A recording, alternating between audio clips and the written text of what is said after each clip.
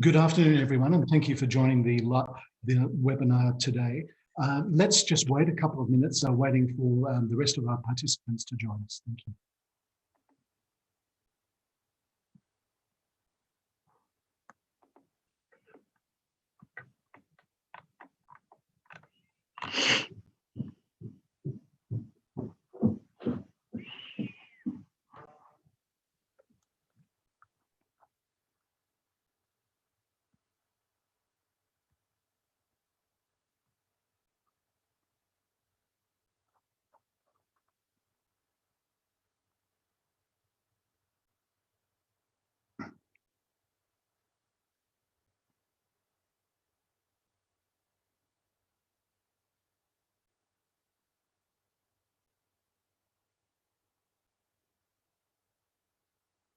Hello, everyone, and thank you for finding time to attend the live webinar today. The subject for today is new recipes in food and beverage real estate.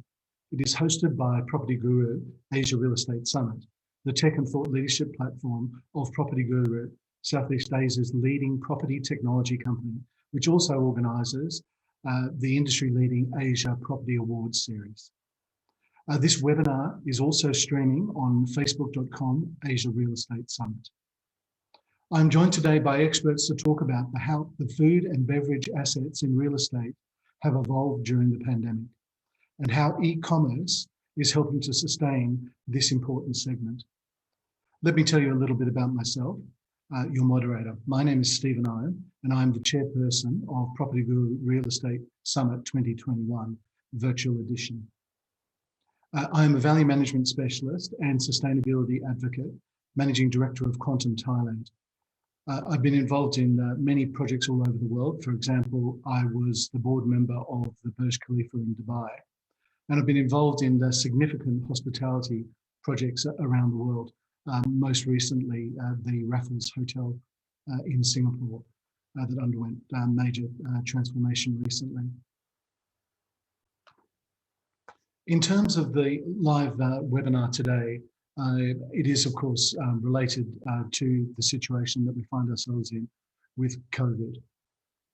With the pandemic hitting the highest amount of cases in April of this year, with only 10% of the world's population having been fully vaccinated, and approximately 25% of people around the world having received at least one vaccination, it would be very fair to say, and for us to think, that we're right in the middle of the COVID pandemic.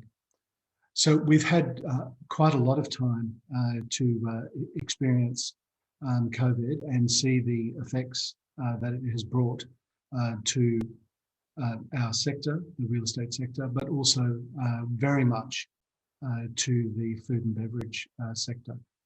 And the food and beverage sector, of course, is so important as a real estate asset class, but also in terms of how we function, interact, and socialise as well. It's a fabulous topic, and we have the experts here today to discuss very, very varied aspects of how the food and beverage real estate industry was perhaps trending before COVID, how it has been affected by the COVID pandemic and will continue to be so for some time. And then, of course, the aftermaths and the opportunities and challenges that all face us in this sector. I have joining with us today 4 panelists. Michelle is Director and Retail and Head of Food and Beverage and Lifestyle for Jones Lang LaSalle in Hong Kong. Michelle has been with Jones Lang LaSalle for over 10 years and has extraordinary coverage and exciting diversity in all her activities in the region. Next, we will have Dr. Namal De Silva. He is the Director and CEO of Paramount Realty, has very broad-based knowledge in the real estate industry. He is based in Sri Lanka and is working with many multinational and regional organisations. Next, we have Jean Patharintharon. She is the co-founder of Summer Bowl in Bangkok, Thailand. And she studied in Hawaii and has brought to Thailand her food and beverage company, and she's very much driven by healthy and sustainability food and beverage. And next we have Duncan Stewart. Duncan is the founder and CEO of Menu Venue. He has a long history of information technology and the services industry. Duncan founded Menu Venue as an all-in sustainability delivery platform. So thank you for all attending with us. And without any further delay, I'd like to introduce and welcome Michelle Chiu to present. Thank you, Michelle. Hi, everyone. Good afternoon and hello from Hong Kong. I just wanted to share with you guys, I know that it's been a tough year and a few months during the COVID, and we've really experienced that in full bloom last year. I think 90% of the times we were working from home, and a lot of the retail activity has been slowed down. A lot of restaurants shut down. And with the COVID restrictions, there's been a lot of change in the market, some good, some bad. But I think that the retailers in Hong Kong, they're very fast to adapt. So I would like to share some of the trends that have happened in the last 12 months. Next slide. Next slide, please.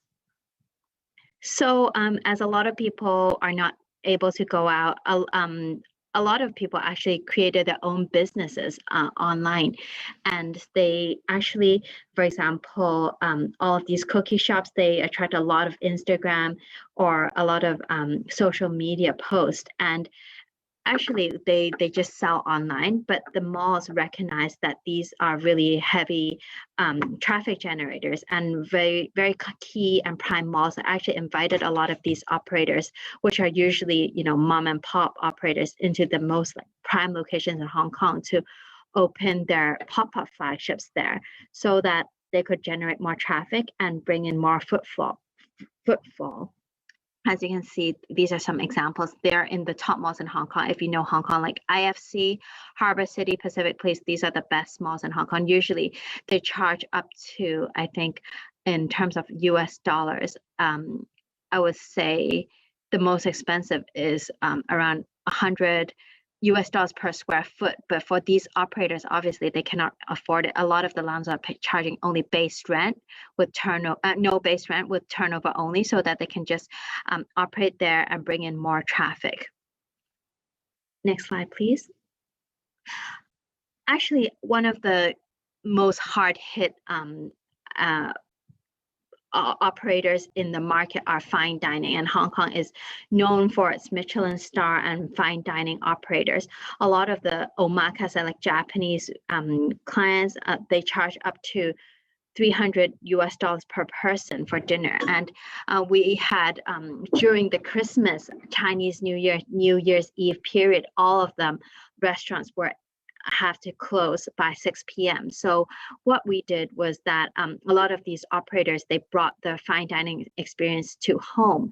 A lot of them have homakase experiences where the chef would set up their whole counters and everything and make sushi in front of you at the comfort of your own home.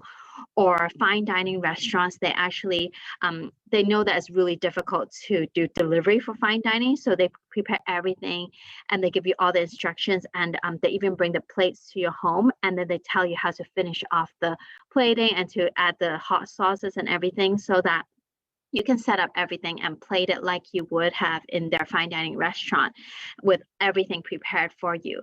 But then it'll not be arriving in like cardboard boxes or something that would not be so attractive for fine dining. And these have done extremely well. Even like yakiniku or hot pot, the operators have come up with really cool plans to actually bring the stove, all of the sauces, and set up everything for you with their own chefs. And then after you finish, they just take everything away so you can replicate the experience at your own home, and they're able to charge, I think, 80% of their original prices. Next slide, please. We also see a lot of the food delivery and groceries booming in Hong Kong. Don Don Donki, if you guys know about this Japanese retailer in Japan, they're really known for cosmetics, electronics, and everything else. But in Hong Kong, they're mainly focused on the grocery section. We opened the first outlet for them in 2018, and since then, they opened 3 outlets in 2020 alone. Everything was like 30,000 square feet and above. And they're planning to open 24 by 2024. I mean, this might not seem a lot for you guys in Asia Pacific region, but in Hong Kong, which the per square feet rental is so high, this is extremely rare. But landlords are now seeing the opportunities for these tenants to bring in a lot of traffic. They open 24 hours, so they're doing really good deals with them in very prime locations in Hong Kong so that they can bring in more traffic. And because people don't really go out and they cannot go out for food, a lot of them buy groceries to go home. And that's why the traditional grocery stores, they are usually found in, pretty not prime locations because of the rental, but landlords are seeing the demand for them, and they're allowing them to open in prime ground floor locations to attract footfall.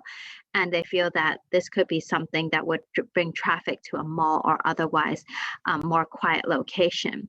And delivery service, of course, I'm sure everyone here is familiar with Deliveroo, and we're actually working very closely with them for their opening. Prior to the pandemic, I think they haven't really launched their dark kitchen concept, but because they saw that a lot of people were ordering delivery from them, we have helped them sign 6 new stores just this year. They only had 2 prior to this year, and all of them they do different food delivery. You cannot buy anything at the outlet, but they want to service the very densely populated residential areas. So this is something that is really, really booming, and they're targeting to open 6 more next year. Next slide, please. I'm not sure if you guys are familiar with these regions, but traditionally Hong Kong is very clustered between the densely populated tourist and financial districts like Central, Causeway Bay, Tsim Sha Tsui. These are where everyone comes to visit whenever they come to Hong Kong. However, because of the pandemic, regional areas are really booming because people are working from home. They need to eat somewhere. And because home sizes are extremely small in Hong Kong, we don't have the luxury of large home sizes. Some of them don't even have kitchens. So eating out is a huge trend in Hong Kong. So we see a huge boom in demand for these regional areas, and this is something that is going to continue rising. Of course, there's still demand in the central business district and those core areas, but everything has shifted towards residential neighborhoods in the last 12 months. Next slide, please. Unique dining experiences is something that I really wanted to share because in Hong Kong, everything is so clustered with the central areas, mostly Hong Kong or Kowloon side. But because of the pandemic, people in Hong Kong, because of our location and proximity to all parts of Southeast Asia and our ease of travel to all parts of the world, people love to travel. Whenever there's like even 1 day public holiday, you can see that the traffic in restaurants and everything is much less because everyone wants to leave the city.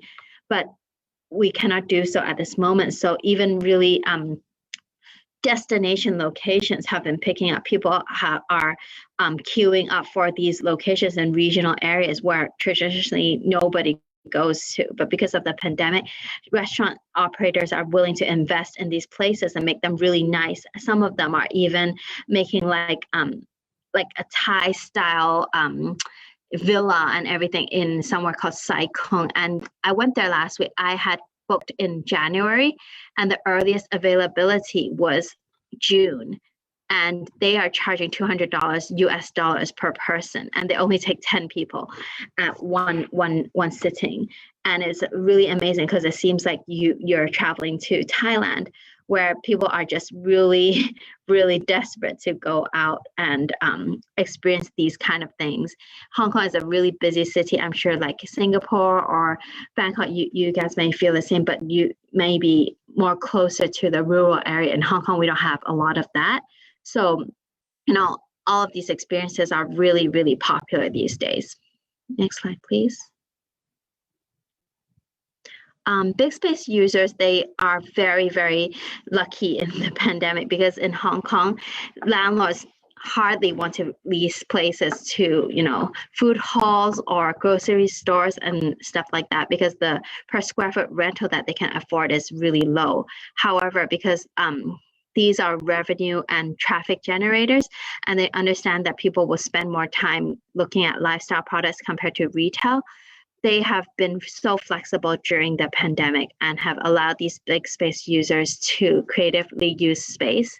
And we've been really lucky with this, because before the pandemic, and we had the protests going on the year before that, big space users were looking all over Hong Kong, but it's like taken them 3 to 4 years before they could even find any suitable space, and a lot of them couldn't really enter the market. But right now it was a really good opportunity, because landlords are being more flexible. Of course, since February, we've seen the COVID numbers go down significantly, and a lot of people are getting vaccinated. So the market has been really hot right now, and people are resuming the normal lifestyles. We think that the flexibility of landlords is going down quite significantly in the last 2 months. Next slide, please. So just a snapshot of the operators. A lot of them are local operators in Hong Kong. They're opening new concepts, and we see a lot of international concepts setting up their first stores still in Hong Kong. Prior to COVID, every new operator who was opening in Hong Kong were celebrity chefs or fine dining and very well-known places from overseas. But everyone opening in Hong Kong these days are mostly from, Japan or Southeast Asia, like Flash Coffee. We're helping them with their rollout here. We don't see any celebrity chefs, unfortunately, because fine dining is really on the slowdown at the moment. But we see a lot of established chains. They want to open up quite an aggressive plan. And hopefully that will continue in the next 6 to 12 months as well. Everyone who is on this page is very affordable, quite mass market. If I showed you this page maybe 2 years ago, it would be a completely different story, because everyone was still into the fine dining celebrity chefs scene. But this is really different in Hong Kong right now. Even Jamie Oliver, Gordon Ramsay, Sean George, all of those, we helped them. I personally helped them all enter Hong Kong. Unfortunately, they've all closed their stores here, because Hong Kong people, they love trying new things. But once they realize that the chef is not there, they might go once or twice, but they really don't want to go back, because there's new things opening up all the time here. Next slide, please. So mainly before a lot of retail was tourist driven, but nowadays every operator is focusing on the local market. With the borders saying that they'll be open in August, people are still focusing on the local market, as well as preparing for the re-entry of the mainland tourists, which brought us so many business in the last 10 years. And shopping malls these days, they're looking for a lot of pop-ups, and they're creating some experiential retails, which can bring people there, because people during the pandemic were so used to online shopping or delivery service that they didn't really know that. They didn't really want to go out shopping anymore. So landlords are doing a lot. In the next slide, I will describe more. For example, Dominic Ansel, the really famous bakery from New York, they opened their first store in Hong Kong, and now they're doing a lot of pop-ups. Landlords are inviting them at a very low cost. And for example, a lot of landlords are doing customization. For example, Kit Kat Factory, they allow you to customize your own Kit Kats. A lot of these sort of pop-ups are opening so that they can really drive people to the malls to hopefully spend on other things other than the F&B. At Landmark, a really prime shopping mall in the heart of Central. They did a Christmas market last year, and they had all of the tenants offering customization. Like, for example, Ralph Lauren was there, and they allowed you to customize your own Christmas gifts and everything. And a lot of people went there during that time. It was the heat of the fourth wave, and basically every restaurant was closed after 6 p.m. So fortunately, a lot of the chefs, they were able to do some showcases there, so that during lunch hours and before 6 p.m. they could fit in more people to give a unique Christmas experience. And as mentioned, Deliveroo, and we see a lot of pop-ups opening in malls that you would never have thought would do these kind of like hot dog or some pop-up concepts like IFC and Landmark, which are traditionally very focused on the really top tier luxury brands like Louis Vuitton, Dior, Celine, and everything like that. So they really shifted their focus towards a more F&B and lifestyle market. Next slide, please. So just a bit about our F&B line. Why I've started this line around 6 years ago in Jones Lang LaSalle as a response to the growing demand of international operators wanting to open in Hong Kong. Next slide, please. So a lot of the international operators, when they want to come here, they feel that Hong Kong is a really lucrative market, especially as a stepping stone to mainland China, but they don't really have the expertise or the local know-how or a team here. So we have established like an in-house team for like helping them source all the top locations, give them the insight on all their competitors, what they're doing, what landlords are charging, what the landlords are looking for. And we also have an in-house projects team to help them do the fit out. For example, now we're working on a client called Flash Coffee. I'm sure you guys have heard of them because they're expanding quite aggressively in Singapore and Southeast Asia. They don't even have any team in Hong Kong. They've never been to Hong Kong during this time, but we've been appointed by them, and we've already signed a few locations. And we're doing that through our in-house projects team, as well as us going to all the outlets for them, introducing sites to them, and then taking videos and doing virtual inspections and everything like that. So we're able to help them virtually open their stores and targeting at least 10 sites for 2021 and 30 for the coming year. Next slide, please. We have also a strong global network. So if anyone wants to enter the market, a lot of the landlords these days, they're not looking for a cool retail because every mall has basically the same outlets. They're looking for cool F&B. And in order to make a point of difference, they need to bring in the most unique restaurants and F&B concepts from all over the world. So that's how we help them source it, through our connections with all over the world. And for example, if any of you are looking for operators to work with in Hong Kong, we can help you with the franchise or introduce them to you so that there could be potential to expand in your region as well. Next slide, please. Yep. So we usually get interviewed by the media about the market and everything. We really drive the way that the market sees the F&B trends.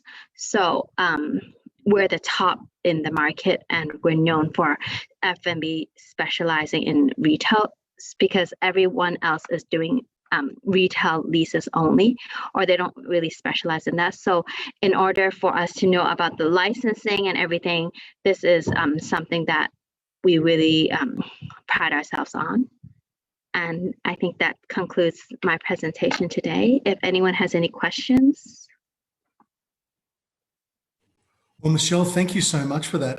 There's so many questions, and I'm really looking forward to the discussion part of the panel today, because there's a lot of there's a lot of very interesting aspects that you brought to the discussion. Thank you. Really, really great. Thank you so much. What I'd like to do is if we focus on all of the presentations, and then we'll move on to an interactive webinar. That also includes our sorry, I was getting an echo. That also includes the people watching the live webinar now who are able to send us questions so that we can have a look at and discuss. So we're looking forward to participation from everybody. But I'd like to move on to Dr. Namal De Silva, the Director and CEO of Paramount Realty in Sri Lanka, to make his presentation. Dr. Namal. Thanks, Stephen. I want all of you all. Thank you very much for inviting me today for this all interesting session on new recipes in F&B real estate. I think Michelle did a wonderful introduction in terms of what's happening in Southeast Asia in particular. What I would like to actually now do is to give a little bit of flavor on South Asia and some other emerging and frontier markets, on some of the changes that we have seen, some of the new opportunities that we can explore as a result of the pandemic. Because as you know, it's not business as usual anymore. Some people call it the new normal, but I would like to define it as the next normal, as opposed to the new normal, because a lot of things have changed with different waves of COVID and how various countries have been able to manage the health as well as the economic impact.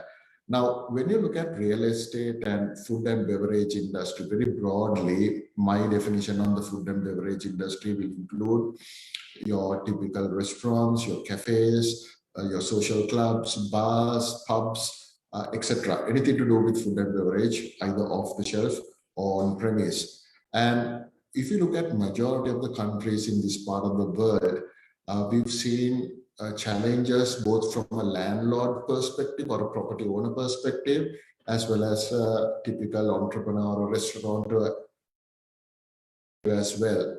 And if you look at it comes into equilibrium at one point of time due to various and obvious reasons, like there has been a huge drop in demand in certain cases because people have not been able to commute, go out due to lockdowns or travel restrictions associated with the pandemic.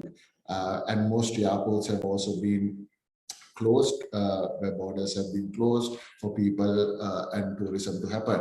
So there has been a drop in demand.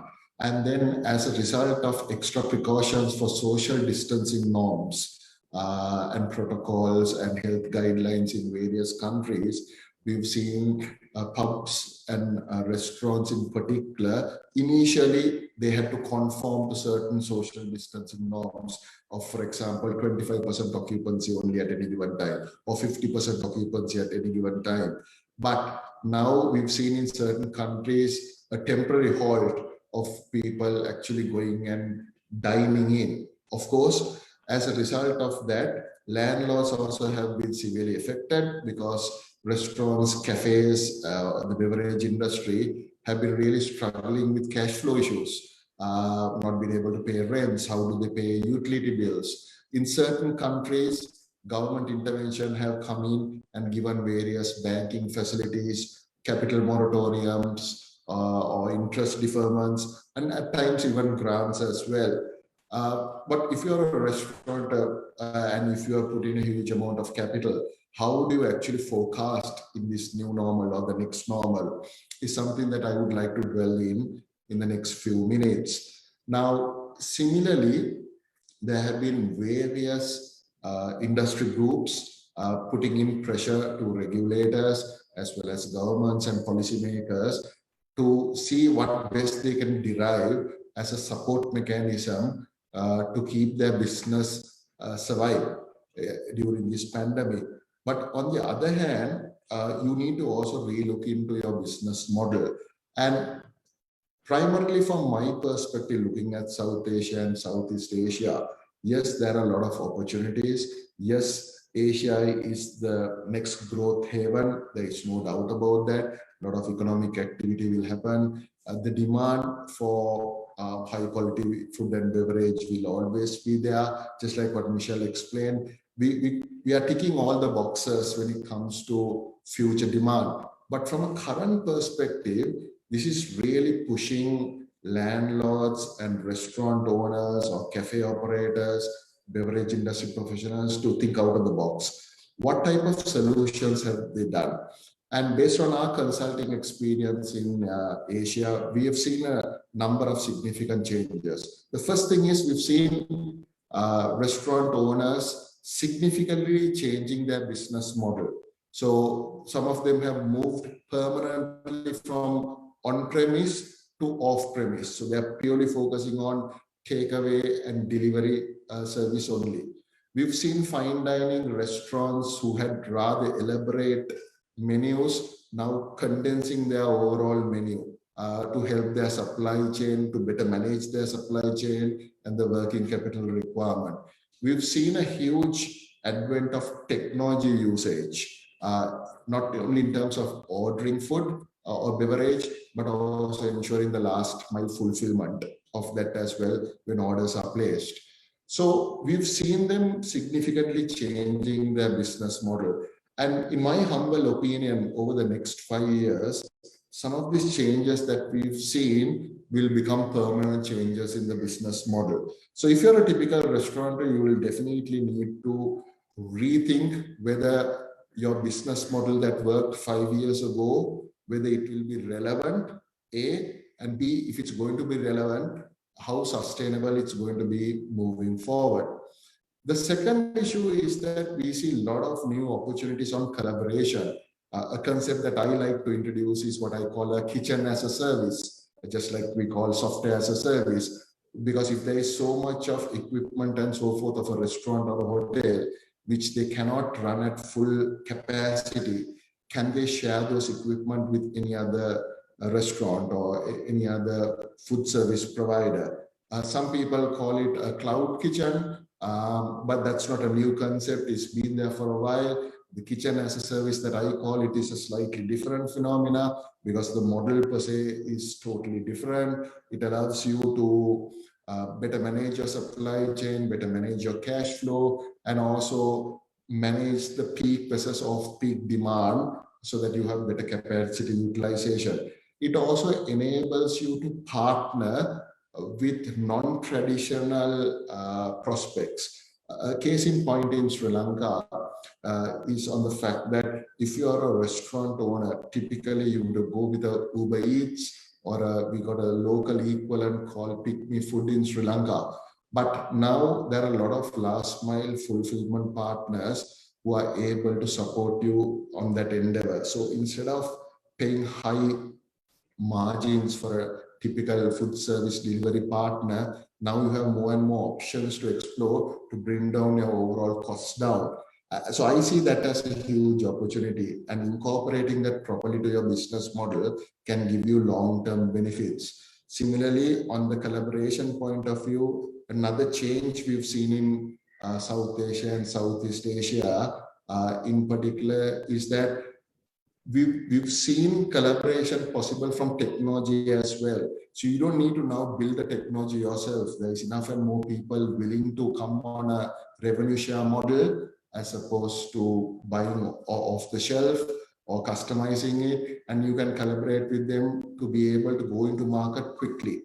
Last but not the least, a significant change we've seen, I would call it a new recipe, as per the theme today, is that there is significant opportunity in our sales and marketing strategy. So restaurant owners, beverage industry professionals, even retail now needs to relook at how they do their traditional sales and marketing effort. The power of digital is going to be a permanent, impactful tool, but how we use that to engage our clients, how do we get them to regularly keep on coming and patronizing our location if we are going on-premise, or if they are going to regularly deliver, how are we going to change that? How do we have that engagement? Will mean that we have to change the way of how we model our digital media strategy and our traditional marketing strategy. So Stephen, maybe in the first stage, I want to keep a notion and summarize 3 main components, whether you're a landlord or a property owner, or whether you're a restaurant operator, for example. There are challenges. These challenges might continue until we find a permanent solution for this pandemic. If not COVID-19, there might be something called COVID-20, who knows? We live in a very very perplexed world at the moment. We never know about that, but we need to be ready. And the 3 ways that we can be ready so that we can better capitalize that opportunity is that we need to relook at our business model. We need to have a collaborative framework in terms of how we do our business so that we can leverage on each other's expertise. Last not the least, look at the sales and marketing strategy so that we can be relevant. And all of this can come together with the power of technology. Well, Namal, thank you very much for that. And I think very much, as you're saying about strategies and planning, but very much the collaborative aspects, I think coming through COVID are going to be hugely important. And I look forward to discussing that with you and everybody during the discussions session. But thank you very much for your words there. I really appreciate it. I'd like to move on to Jean Pathamathran. Jean, she's the co-founder of Summerbowl here in Bangkok. Jean, please. Hello, everyone. Thank you for having me today. To start off, before the pandemic, actually in 2019, it was such a good and great year for us. We have a big plan for 2020. So it was very unexpected. We have to change a lot of things and the structure of the company and change the whole year plan for 2020 and 2021. So what from being F&B tenant, the location play a very significant role for our small business, especially cafe. Being in a prime area could draw in a lot of traffic, like walk-in and delivery, but the rent can be very high at the same time. So our first location is actually in Thong Lot 13. Well, unfortunately, at this location, the landlord is not very helpful and very not like understanding in the situation. Instead of helping us with the rent, he want to increase our rent by 20%. So, but luckily, like not long after the pandemic, our contract ended.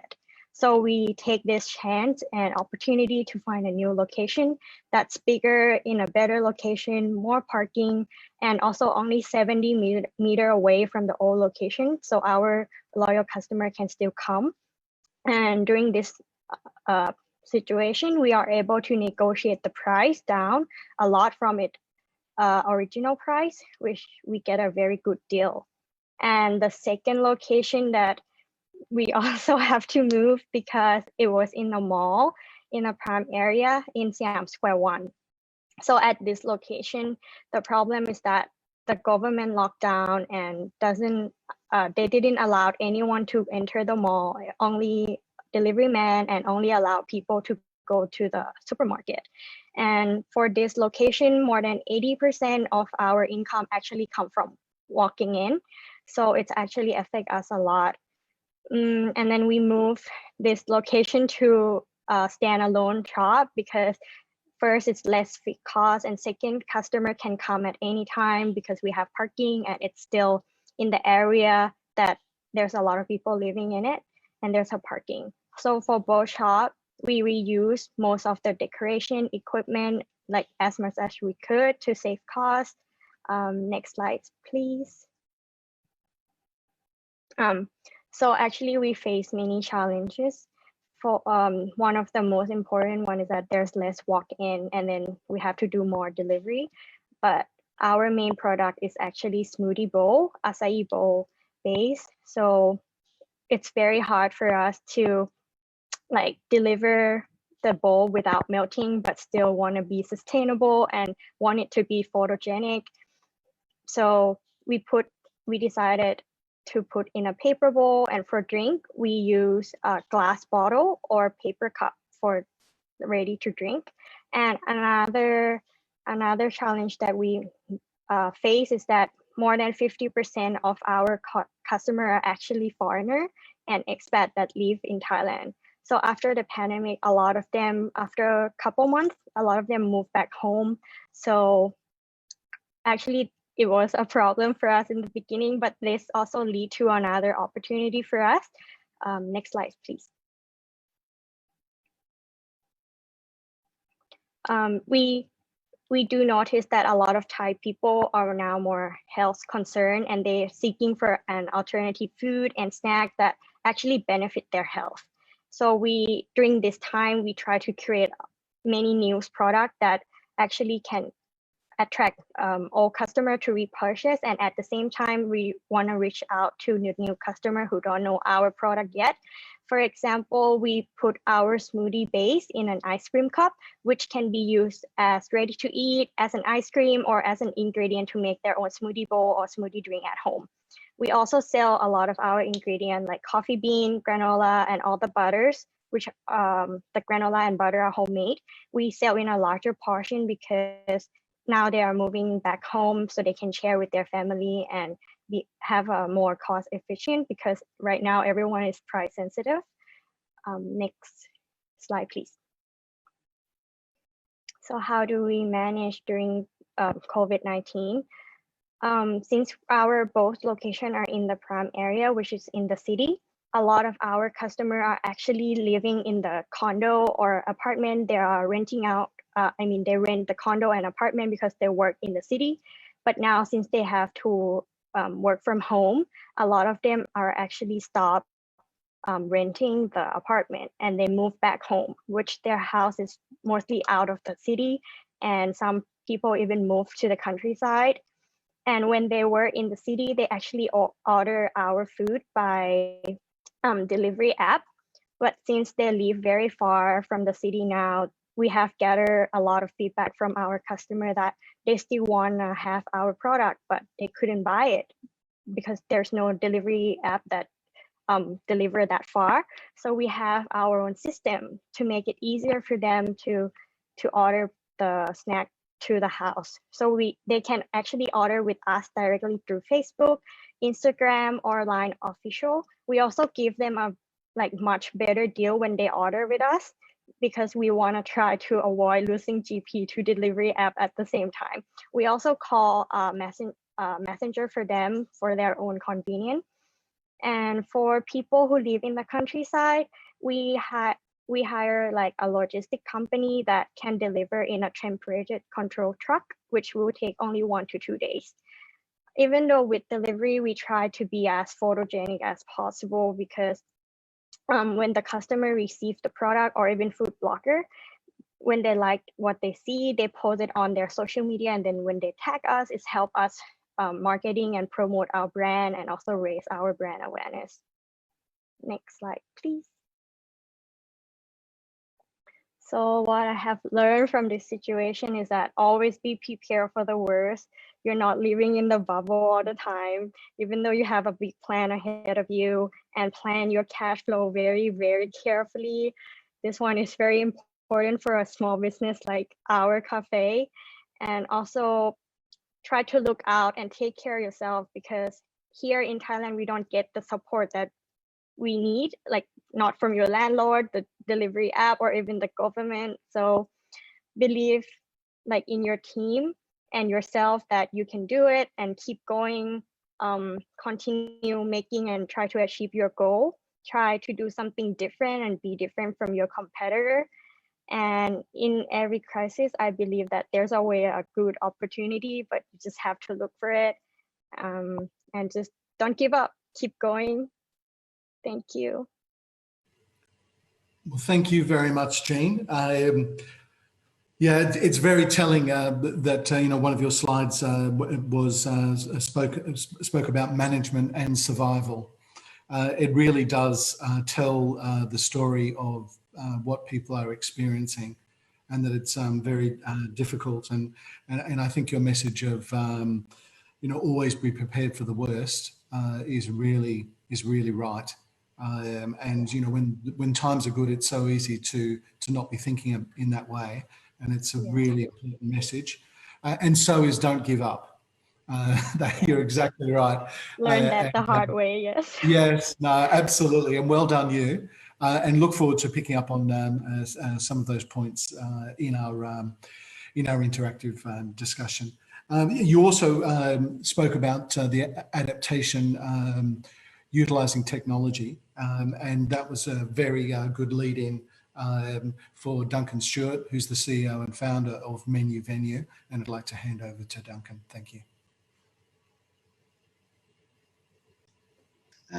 Thank you very much, Stephen, and it's good to be here. Hello to everyone, and thank you for giving us the opportunity to share our thoughts here. I just want to start with a question, first of all. Can I go to the next slide? The question is, has anybody ordered a delivery today? Because the chances are that if you have ordered a delivery from one of the third-party delivery apps that we all know and love, then there's a very good chance that you have put another nail in the profitability coffin of the store from which you ordered. And this is something which is dominating from New York to San Francisco to London to Hong Kong to Bangkok. The world has been taken over by delivery apps. And I've been asked to talk about sustainability. And the problem with the delivery apps is that we have a business model that fundamentally is flawed. This model has yet to be proven as one that can establish a long-term profit. And I'm focusing here on Bangkok and Thailand. We have four main players at the moment. This is a little bit old. Get has moved now to be GoCheck. But all of these players are losing substantial amounts of money within the market. And to be able to gain sustainability within the market, sustainability in terms of profit, sustainability in terms of plastic, sustainability in terms of a proposition, which is a win-win for all parties, we're currently all participating and supporting a model that just does not work. Because the real losers within this transition that we've gone through over the last few years, and particularly within pandemic, are the restaurants. The people that are getting damaged, the families that are losing their livelihoods, the kids that are being taken out of school because the parents can't afford to be able to pay anymore. It's the restaurants, because they are being put in a position where they have to use a service which consumes their profits, and in actual fact, most times consumes more than their profits. So we have a system currently, a business model, which has been shown over a period of time to really struggle to make a profit. Next slide, please. So the question is, what do we do about this? How do we make it work so that we can build sustainability, profitability, and success within the delivery model? And I was interested to hear one of the things that was said earlier on by Michelle, which is the focus on location. And our belief, and I would argue, that the old mantra for a restaurant of location, location, location is now location, location, location online.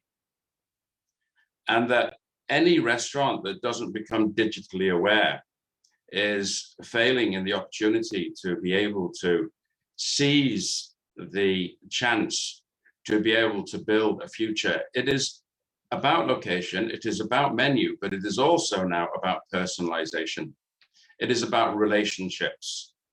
The thing that drives the success, in our view, of a restaurant these days is, of course, location, but it's the ability to be able to connect, make a connection with their customers. Menu is important, but customers are more important.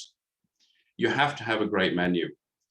And when it comes to the online world, what Menu Venue does and what we are about is enabling and empowering the restaurants to be able to build this digital strategy. What we're looking to do is enable the restaurants to be able to control and to support themselves in the customer journey, to own the customer online delivery journey, from acquisition through to establishing a storefront, through the processing, all the way through from kitchen to table. Our mission is to enable, to support, to train, to give the tech, to allow restaurants to be able to stand alone within a really tough transitioning market, to be able to build that relationship with their customers so that they are then able to service them, whether it's in the store or out of the store, to be able to have an experience that transcends the four walls, to be able to connect and understand the needs of their customers. So it's about using the power of technology, not just to establish a website, not just to be able to take a package and a product from A to B. It's about using the technology and the power of communication and understanding to offer a lifestyle proposition and to open up new markets. So for example, one of the things that we're doing is we're working with Mama's Kitchens. Thais are great at cooking. I can promise you that that is the case. And one of the things that has happened in the pandemic is that there's been a huge surge in people who are operating and managing kitchens from home. They make amazing food. And in actual fact, in the condo where I live, there are 6 kitchens that I know about that have jumped up recently. But the challenge is not to make the food. The challenge is to be able to connect that food to the people who want to eat it. And the people who are making the food have the opportunity, if they are able to take the technology and if they are able to extend their understanding. And our mission is to find the way whereby we can connect those people directly with their consumer. Next slide, please. We do that by having a one-stop solution. We build a digital storefront for restaurants, which complements either their existing storefront, the physical premises, or by enabling them to be a Mama's Kitchen, work from home, or whether it's a dark kitchen, a ghost kitchen, or one of the things that's very, very popular at the moment, virtual kitchens, where we're working with a number of restaurants who want to extend into multi-brands. Restaurants are one of the few locations where they restrict the product they sell. Most places in the world, when you have a business, you look to extend the services. Restaurants, though, they tend to fix on one cuisine.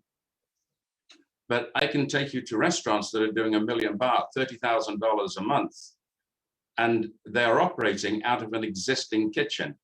So they will have their main brand, and then they will introduce alternative brands. It's leveraging assets. It's a low-risk proposition.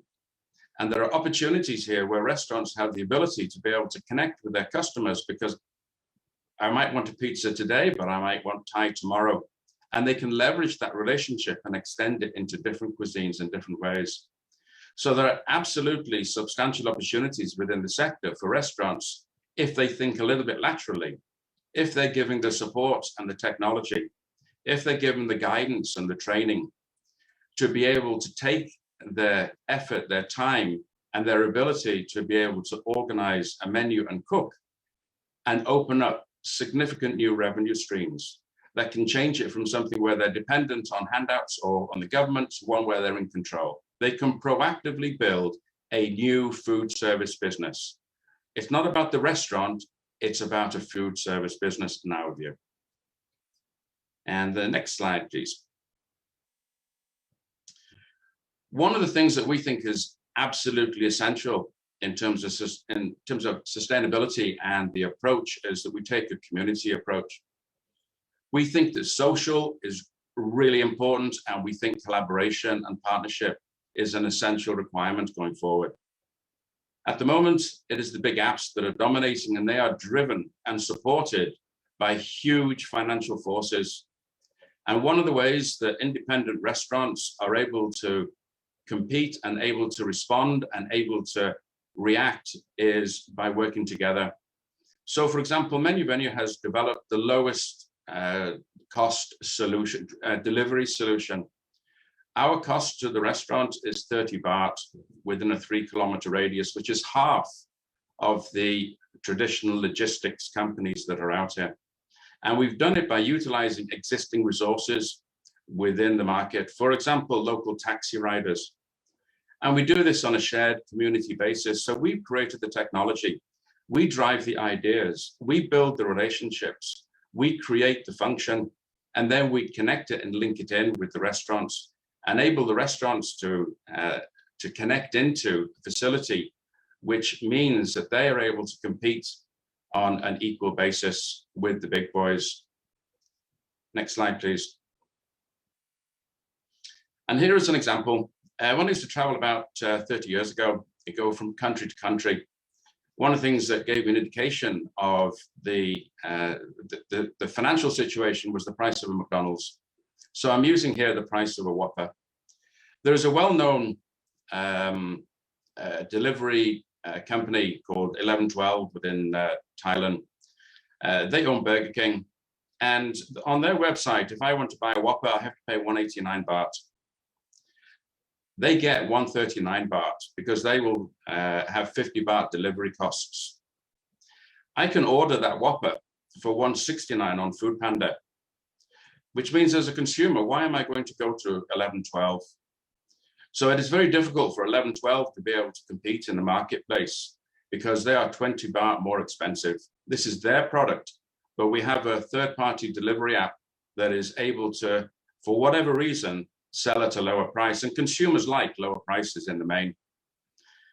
The bad news for the people, for Whopper, for Burger King, is that they will only get 118 baht revenue, so it's the lowest revenue.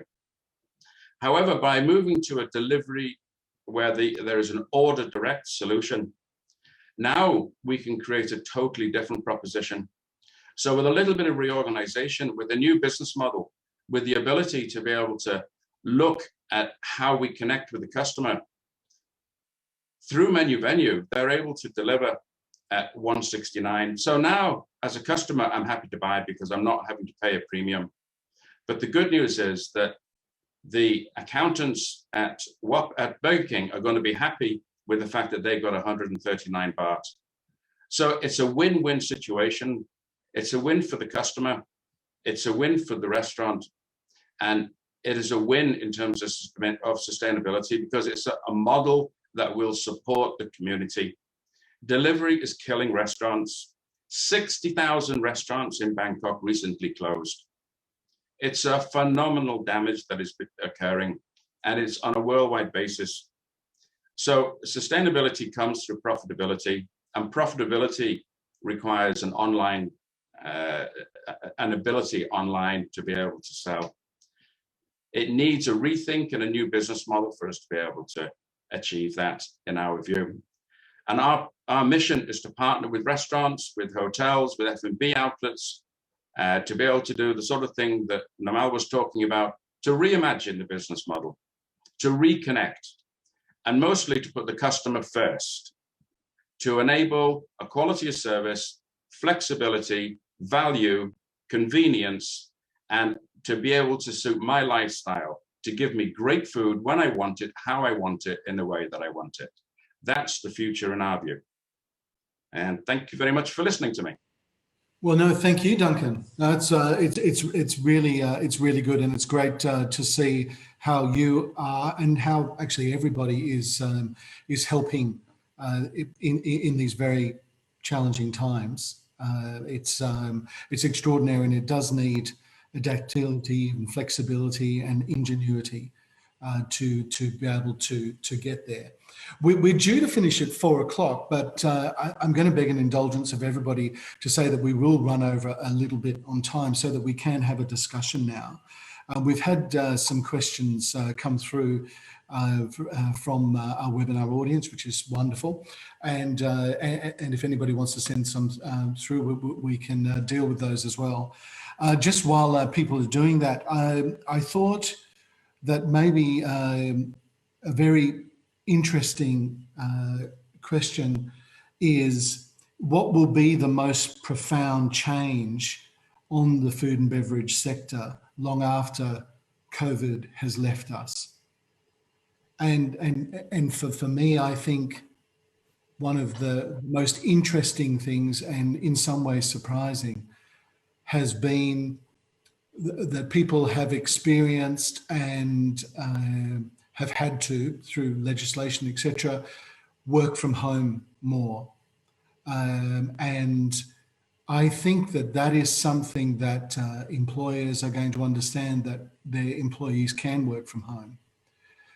Perhaps not full-time, but for a significant period of time, whether it be 1 day a week or 2 days a week, or perhaps even more.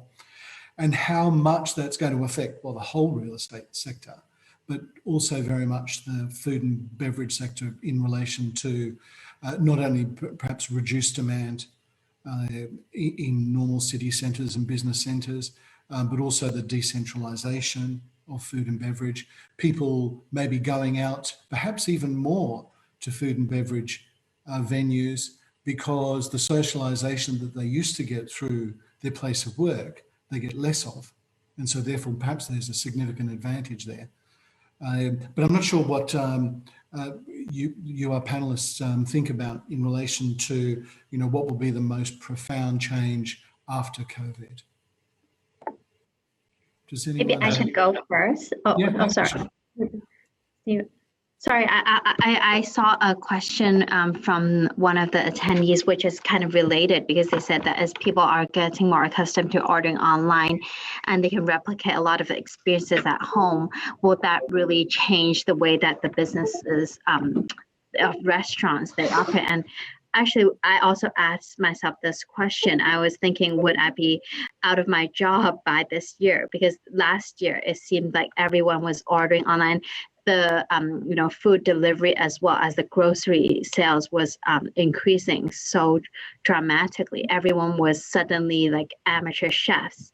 However, once February came and the fourth wave ended and we were able to go out to dine again, all of those worries and concerns were pretty much alleviated because people in Hong Kong, I'm not sure, can I generalize to other regions, but they love to go out, as you mentioned, to see their friends and socialize and everything. I think that as much as they enjoy cooking at home or replicating fine dining experiences at home, the aspect of, meeting up with friends and socializing is really different. And I think a lot of people in Hong Kong, their apartments are pretty small. And in order to cook and to prepare everything, we typically get off work quite late. And even if we are working from home, a lot of people are complaining that they're even more busy than working in the office because they now don't have any time to commute. So they're basically at their desk the whole day. So they really want to go out, take a breather and enjoy some food, catch up with friends, get a drink. And I think that this will never be replaced.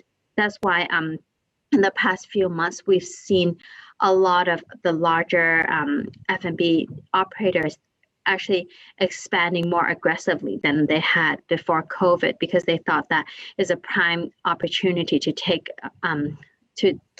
on more prime locations, which wouldn't have been available to them prior to COVID because landlords, they usually tend to choose retail tenants in Hong Kong because they feel that they're really stable and, they don't have mess, they don't need any provisions and everything. But during COVID, this has really changed because they see that only the F&B outlets are profitable.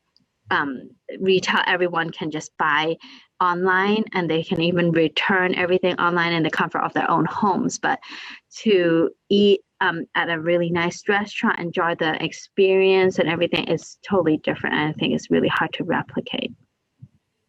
Yes, no, absolutely. Absolutely. Even with all the chefs, sorry. No, go ahead, Michelle. I mean, even with like the omakase and all of the chefs actually going to your home to prepare everything, I think it's just really different to dining out. And a lot of the restaurants these days, they invest a lot into creating the whole ambience and the atmosphere so that, it really draws people over. And they have like limited edition menus that they have.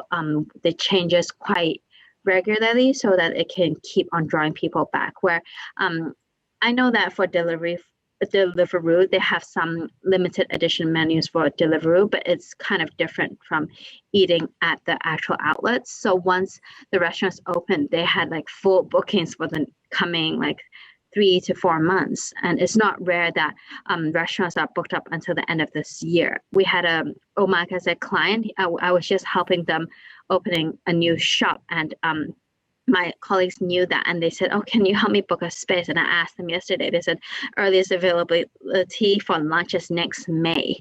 I was like, next May? That's wow. Like a year in advance. So it's really crazy here. Absolutely, it's amazing, isn't it? Yeah, it's amazing. Oh, I was so shocked too. Yeah, I can imagine. Wow. Yeah. Dr. Namel, what do you think might be the most profound change after COVID has left us? Yeah, I think, Stephen, we need to look at this from a very holistic point of view. Of course, there will be certain players that will always create that niche opportunity, and there will be a clientele going after that because of the value proposition. But by far and large, from my point of view, there is going to be a significant change in our share of wallet when it comes to food and beverage, and in terms of how we are going to spend it. Now, if that is the scenario, in my humble opinion, it's not going to be about the food per se anymore, but it's going to be with the engagement. And I agree with Duncan. It's about creating that engagement. It's about ensuring that there is an affiliation and a loyalty towards a particular brand. It's about feeling good, but with a different consumption pattern and option. Because see, end of the day, what every restaurant, cafe, bar, or a pub will have to do is to ensure that they have a sustainable flow of repeat customers. And how can we ensure repeat customers is by engaging the clients. And for me, that's going to be the single biggest differentiator and the most profound impact as a result of the pandemic. To be very honest, that's the only way to survive in this competitive world. Thank you very much. No, that's, it's a big factor, isn't it?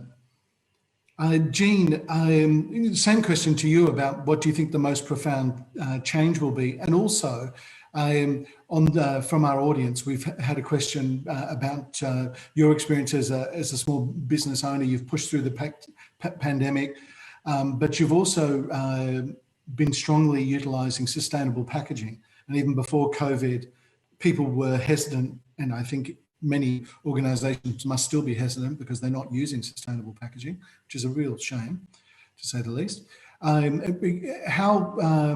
How crucial is it, and what has been your experience in relation to the sustainable packaging and how well that performs, etc.? So we've been using, like, we try to use everything to be, like, we want to be as sustainable as possible. So when I first started, like not long ago, like 2-3 years ago, it's very hard for us to find biodegradable or even like sustainable packaging in Thailand. They just started to use or have more choices during the pandemic. So I have changed many packaging, to be honest, until now, because I just found like the reliable eco packaging company. So I hope everyone actually like change to use the recycling packaging, since now everyone, all we do is delivery, which actually like created a lot of trash and like, yeah. Absolutely. So I hope, yeah. Yeah, absolutely. Do you feel that there's any reason for people not to utilise biodegradable and other forms of sustainable packaging? Because my understanding and experience is that there's a lot of different options, and people should be able to find the option that suits them. But certainly the amount of waste, I don't have the statistics in my mind right now, but I was reading about it recently, the amount of increase in consumer waste in the last 12 months has been astonishing. Yeah, I think actually, if we all help each other, if we go to the shop and bring our own like container or cup to pick up your own food and come back and eat at home, that would help reduce a lot of waste and in packaging. And still, there's a lot of people that don't want to use biodegradable or recyclable packaging because of the price sensitive. Because here in Thailand, the price difference is quite like massive. If you want to use like regular plastic or like regular packaging, the price is very low comparing to the price of recycle like packaging. But I feel like as an owner, and I know we use a lot of takeaway container, I feel like it's our responsibility to help out like our community about the trash, because we consume a lot, and during the pandemic, everything is delivery. Absolutely. No, thank you for that. And Duncan, what do you think will be the most profound change post-COVID? Well, I don't think there's a single answer. I think that let's not beat around the bush on this. The reality is this is a game changer situation, and nothing will be the same going forward. I know one thing is going to be the same, and that is that we all consume the same calories. So basically, well, except for me, because I have to reduce that apparently, I'm told. But the reality is that as a market, we eat basically 3 meals a day. So the amount of food that is being consumed is pretty much roughly the same. The reality is the way that we consume it, how we consume it, and the mechanism, structures, and models and processes which support that are changing. And it is an opportunity for people to be able to change things for the better. And for example, talking about waste, 50%, I was reading the other day in The Guardian, 50% of the waste over the last 12 months emanates out of the takeaway and delivery boom. It's a phenomenal figure. And one of the reasons why this happens is because there is still a premium price on sustainable packaging. And in a price-sensitive, a price-driven delivery model, which is what the third-party delivery apps are running, we have a situation where if you're paying 30 to 40% commission, how on earth can you afford to pay a premium on the product packaging? So quite clearly, the users, the restaurants are going to drive to the lowest cost solution to be able to maximize profit and survivability. So number one, build a model that makes a profit. If you have a profit, then you can use it to establish a strategy of sustainability, and you can buy these products. Once sustainable packaging is mainstream and available to everyone, the price will come down. It's a self-fulfilling prophecy, but we have to start. We have to light the fire. And number one is let's make money. And that emanates out of the ability of restaurants to be able to make money. If we support Order Direct, if we support restaurants directly, then they will have the ability to respond in a way that Jean is talking about, because one of the things that's come out loud and clear to me is that they have an appetite. They are keen. They will support sustainability if they are given the opportunity. So it is about creating new ways whereby we can have these structures, these whether it's eating at home, whether it's eating out, whether it's taking a fine dining experience to home. All of these will apply, but I agree with Namal. The fundamental thing that is going to change is engagement, and is going to be creating a solution that suits people's lifestyle. That is what restaurants need to be able to do. That is what I think consumers are looking for. And I think it's a great chance to be able to enhance our diet, to be able to connect us directly with great suppliers. I think there are opportunities for bringing farmers, for bringing chefs, for bringing the whole infrastructure from a disconnected world to a connected world, where we know what we're eating, what the food is, what it can do for us, and we have the ability to make it happen in a way that we want. So it's not about F&B in a mall. It's not about delivery via the app. It's about a new world where we can get healthy and we can get where we want and we can all make a profit. No, Duncan, that's great. And I think that what you've emphasized and what actually everybody's emphasized in relation to collaboration is so important. We've had a question that's come through in relation to, the business model is important, more than ever. And the question is, how can restaurants convince customers to order from them directly instead of the apps that they've been used to?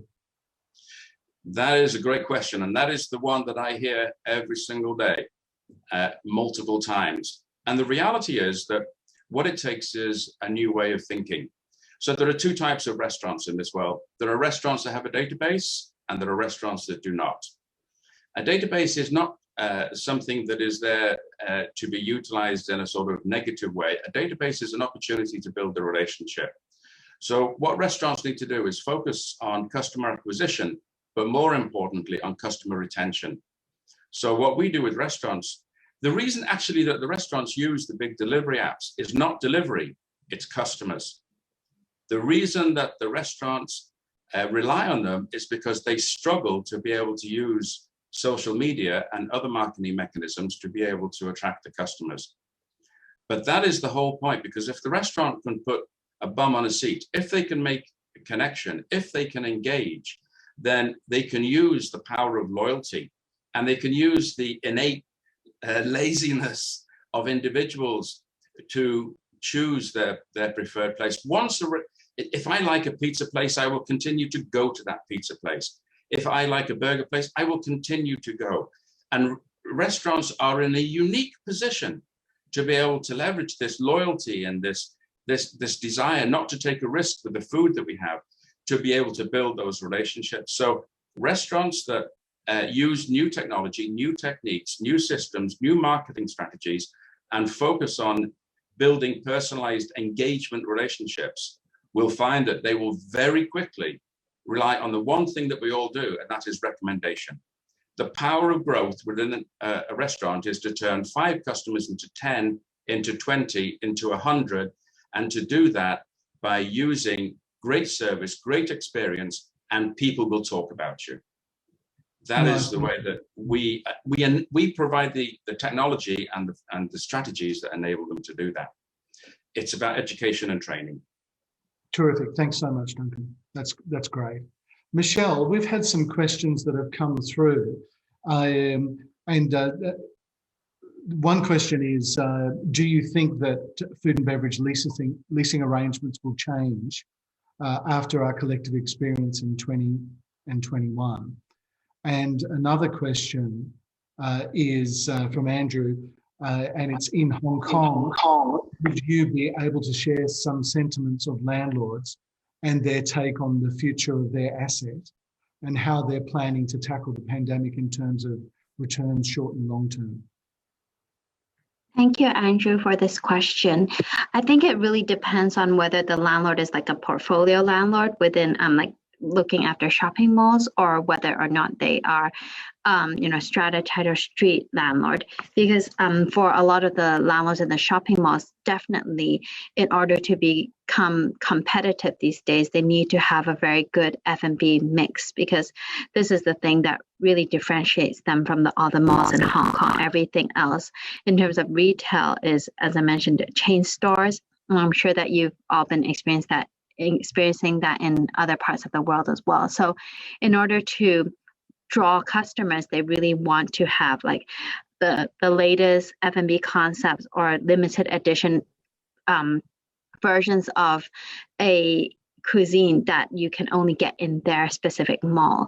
And I can answer that question for malls first. So for a lot of the malls in Hong Kong, they are converting prime retail spaces into F&B, and a lot of them are taking more of a pop-up model. I think this is a more in the beginning, I thought it was more short term, but I can see that some pop-ups are quite a long-term approach, so that the landlord can keep on rotating the tenant to add some element of freshness and newness to the mall every time you go there. Typically, F&B tenants in malls, they sign 3-year leases, but I guess to respond to the pace of the changing appetite and new concepts in the market, the landlords are signing like 6 months leases so that they can always bring in something new. Hong Kong people are, I'm not sure if it's like that in other parts of the world, but Hong Kong people love new things. They would queue up for like 2 hours for the newest cookie. DPT is a really famous cookie concept, is like for the newest flavor. But if it's not limited edition, they might not even want to go back anymore. So they always try to rotate those pop-up stores so that they can keep on adding newness. And landlords in the malls these days are actually even investing into creating like what we discussed earlier. For example, one famous landlord in Hong Kong, they took a prime location. They actually built out the whole place, fitted it out for like high-end food court a food hall, because food hall has been something that's been around for a long time. And I think especially in Bangkok, Singapore, you guys have food halls everywhere. But in order for the tenants to take on the food hall is quite difficult because, to get the mix of the tenants and for fitting out and everything, it's very hard to coordinate. I think because of the huge investment and the different cuisines that are needed, in Hong Kong, it's quite hard because a lot of operators who have done it themselves, they're either specialized in one type of cuisine, they cannot offer variety, or if they are the head tenant and they would choose to sublet it to other tenants, it's very hard to find a good mix. So one landlord, Hong Kong Land, is a very famous landlord in Hong Kong. I believe there are properties in other parts of Southeast Asia as well, in Bangkok, and I'm not sure in Singapore, but they have fitted out a whole food hall, and they only sign 6 month leases, but then they already give all the kitchen provisions. So for example, they have a place dedicated for burgers. So every time the license period is up, they will change to a new burger concept, and they are paying for all of the capex for this. And we see that becoming more and more prominent in Hong Kong, where landlords typically they don't want to be involved, but because they see the huge potential of this to draw tenants to their malls, as well as their giving options for their customers in the office buildings above. This is the trend that we've been seeing. In terms of the street front landlords, unfortunately, because they don't really typically own a lot of other properties, they only own maybe 1 or 2 shops in different districts. They want to get the best rental yield as possible. So if they see that, F&B is booming, they'll lease to F&B. But once the retail market picks up, I believe that they know that retail tenants can pay a lot more in terms of rental, and they might be more prone to signing leases with those types of tenants in the coming year or two. No, Michelle, yes, it's very, very interesting. It's very, very dynamic, isn't it? And yes, it's very dynamic, but we've seen huge reductions in rental in the core areas. So for tenants is a good thing, but what is reported in the news, of course, they get the most, like 80% cut, but that might be 1 or 2 cases, but they don't know that they give the tenant has given maybe 2 years rental in advance, something like that. But tenants hear that and they always ask us for these kind of like good deals, but now it's getting so hard to get these because landlords are now becoming more tough. So in terms of us as leasing agents, negotiation between the two is getting tougher and tougher. No, Michelle, yeah, absolutely. Yeah.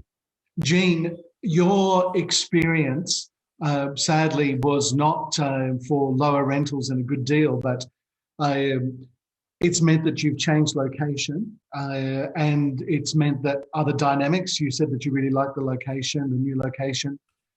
Are you and your fellow entrepreneurs, are you finding that these times are still very exciting and there is as much opportunity as much as there are challenges during this time? To be honest, not really. There's more challenges and not very exciting because it's to be like honest, very hard to survive right now because people are very price sensitive and they don't really spend that much. So it's quite hard for like small cafe or even a small restaurant to be able to get enough income and to work and make like new product or new collaboration with other brand, because we want to plan our cash flow very carefully because it's already been over a year. So as a small business, we don't have that much of savings stack up for like 2 years or even 3 years. So after 1 year, we already feel that it's hard for us to actually stay in the business. So we have to find a new way to communicate to our customer, to get new customer, also to know more about our product. Yes, no, of course. And well, it's great what Duncan has has discussed with us today, and in relation to making those connections, the collaboration, the community building, the rapport between customers and restaurateurs.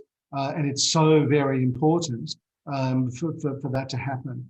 You know, they are tough times, but with you managing it so well and so focused on trying new different things, etc., etc., it's really, really wonderful and well done. It's really, really great. And what Jean has shared with us, Namal, that ties in nicely with one of the questions that we've received for you, which was about the concept of delivery only and virtual restaurants have paved the way for more businesses popping up. And since it requires less resources and less risk, how can regular restaurants compete with the growing number? Namal, what are your thoughts on that? Yeah, Stephen, just before I get into answering that, if I may take a moment or two to add on something on the previous question that Michelle was answering, because for the benefit of a multitude of people who will be looking at this webinar, you can have property developers, landlords, property investors, etc. I think other than the leasing agreements, which will have to have more flexibility and so forth, and the way we structure leasing, I think in terms of development as well, for inventory which is going to come into the market in the future, the property developers and landlords will need to relook at their formats. They will need to emphasize more in terms of flexible arrangements when it comes to F&B, and how quickly they can move away from a brick and mortar model to a more flexible pop-up type of a model. Similarly, in terms of minimizing the amenities within the building, but ensuring that people can do their own fit outs in a more flexible manner might be the way forward when they are looking at future investment. Because one thing this pandemic has taught every one of us is that even if we go and dine in, the overall experience that we are looking at is going to change somewhat.